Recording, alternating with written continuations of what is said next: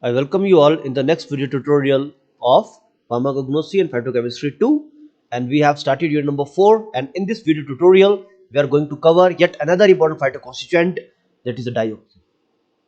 So digoxin, its industrial production, estimation and utilization. So let's start.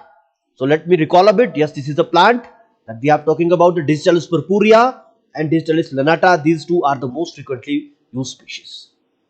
Okay, and I hope you remember these two species. If you talk about our chemical constituent, that is the digoxin. So here it is. This is the digoxin. Preparations are also available in the market, and this is the chemical structure that you have to remember about this plant. Okay, and I hope you remember about the cardiac glycosides, because we know the cardiac glycosides are classified into, yes, cardinolides and bufadienolides. And what is the difference? Cardinolides are 5-membered lactone ring, O double bond O. This is lactone, this is 5-membered, so this is cardinolide. And what is bufadienolide? Yes, it contains 6-membered lactone ring. Okay, so I hope you remember about this difference also. So let's start our plant now from the. Okay, so this one is the about the cardiac glycosides that we are going to cover.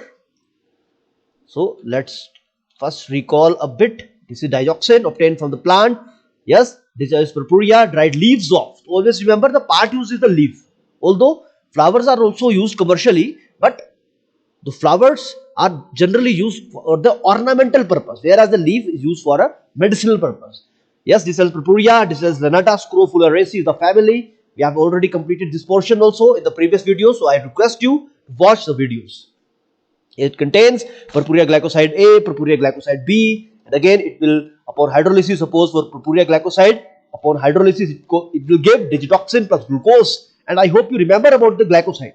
So what are glycosides? Yes, they comprise of two major parts. First is the glycone and other one is the aglycone part, sugar part and non-sugar part. Okay, and the sugar part is generally we are focusing upon the non-sugar part, that is the aglycone part, because aglycone part is responsible for its pharmacological action. Okay, this is the structure of the digoxin. So you have to remember this structure, you have to recall this structure. This is very, very important. So let's start directly the extraction part or the production part.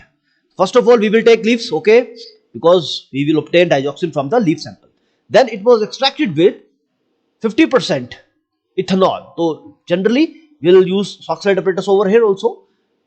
Okay, but we have to maintain the temperature limit, because temperature limit in this case particularly should not exceed 45 to 50 degrees Celsius, because digoxin is very thermolabile compound. So we have to maintain the temperature limit, otherwise it will deteriorate our digoxin compound.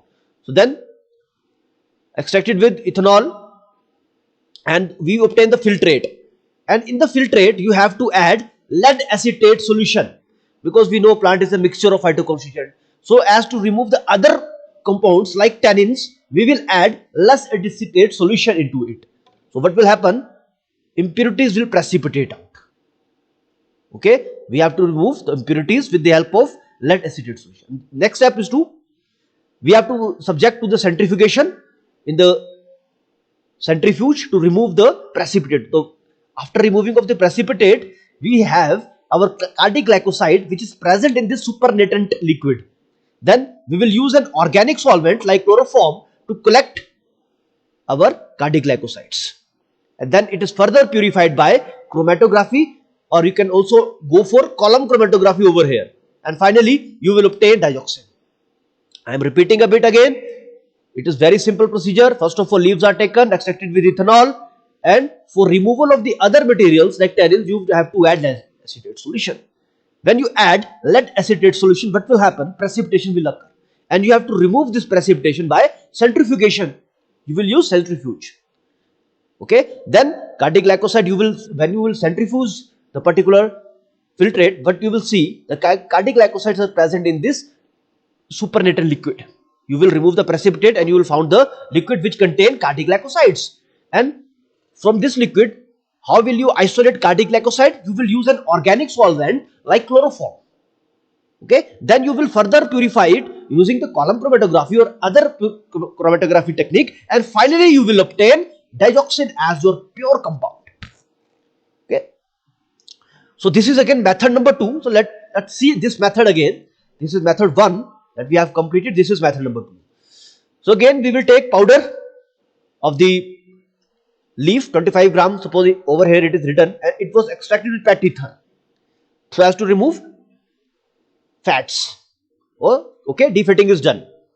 You will dry the drug, then again you will extract this same drug with 50% methanol for 24 hours, and you will collect the methanolic extract, and you will dry it under particular, distill the methanolic extract, or you can say concentrate it under vacuum.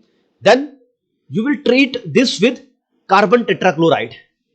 Okay, and you will collect this carbon tetrachloride layer, and you will evaporate to obtain digoxin, which is further purified by column chromatography. Let me recall a bit. Again, this is very simple. First of all, leaf is taken, extracted with PET ether to remove the fats, and we know fats are non-polar. So like for the dissolving of the fats, we will use a non-polar organic solvent like PET ether or hexane. So this process is also known as defatting, removal of fats. So here you will take your drug, you will remove the fat or other non-polar materials which are present in the drug. Then you will take the same drug powder after drying, and you will treat this powder again with 50% methanol. You will do extraction with methanol.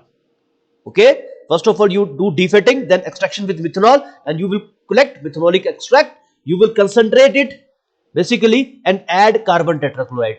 Just single step, very simple. Then you will collect this carbon tetrachloride layer and evaporate it. It is further purified by column chromatography, and finally you will obtain your compound as a dioxin.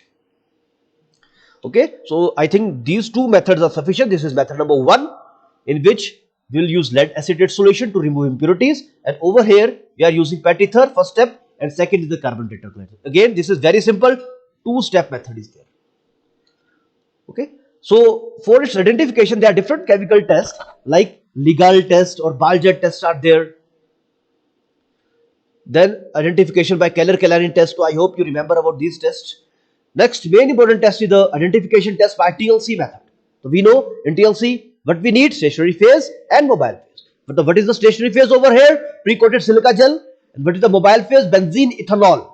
Sample, of course, you will take a plant extract that is present in the leaf, digoxin. Okay, detecting reagent, anisaldehyde or perchloric acid is also used, and you will done UV detection at 350 nanometer. You will observe blue spot. This is the TLC method number 2, in which we are using mobile phase, ethyl acetate, methanol and water, 81:11:8 ratio. Again detection by Caddy reagent, and you will observe again blue spot. This is another important method. This is a colorimetric estimation that you have to remember, and we will treat our extract with 3,5-dinitrobenzoic acid plus benzyl trimethyl ammonium hydroxide, and you will ultimately form bluish red color, and it is done. You will observe under UV at 550 nanometer. So I hope you remember about this method, because we have already covered the colorimetric estimation in diosgenin. Okay, the extract is taken. You will add these two chemicals, 3,5-dinitrobenzoic acid plus benzyl trimethyl ammonium hydroxide. You will obtain this color, that is bluish red, and finally observe under UV, that is 550 nanometer, or colorimetrically measured at 550 nanometer. This is the assay of digoxin, that is IP method. So this is, I think, more than sufficient colorimetric determination. Yes, about the uses we know. Cardiac glycoside, it is a cardiac tonic, so employed in the treatment of coronary heart failure. It is also used as a diuretic in cardiac edema. So very, very important drug. So I think this is about the digoxin. So yes, we have.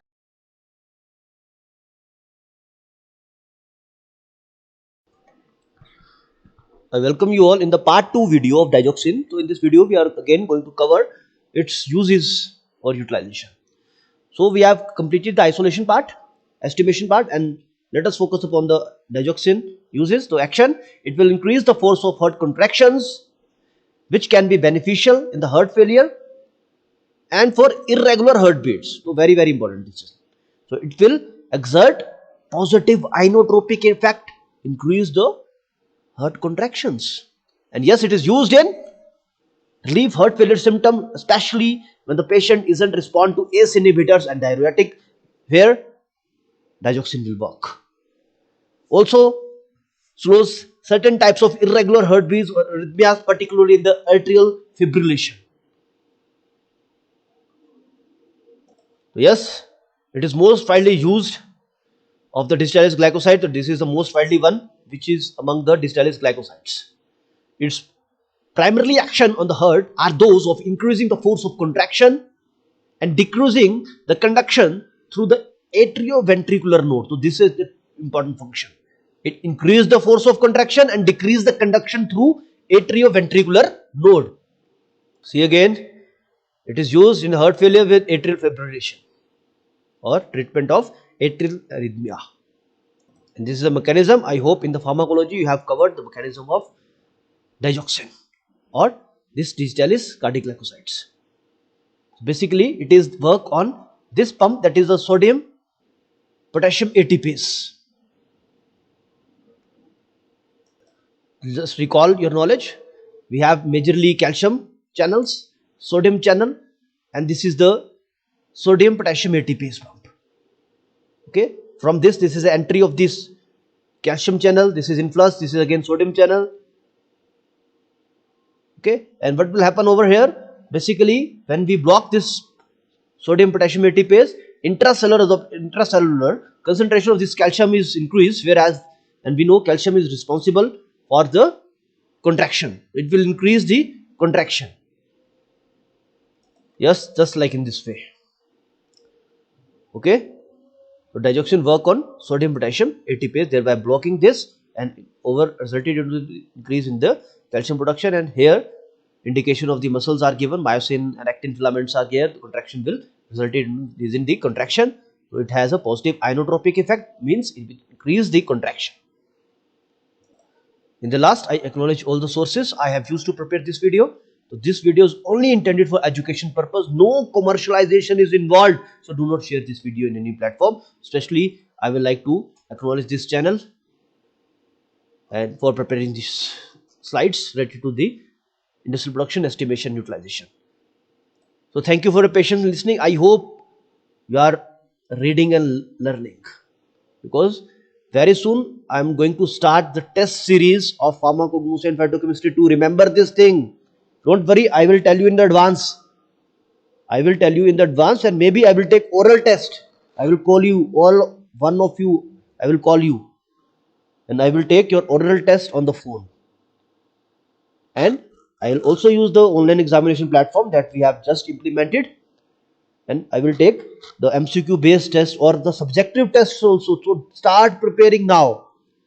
Start preparing by unit number 1. So start preparing unit number 1, because we are very near to finish our syllabus. So again, I'll thank you all for your valuable time.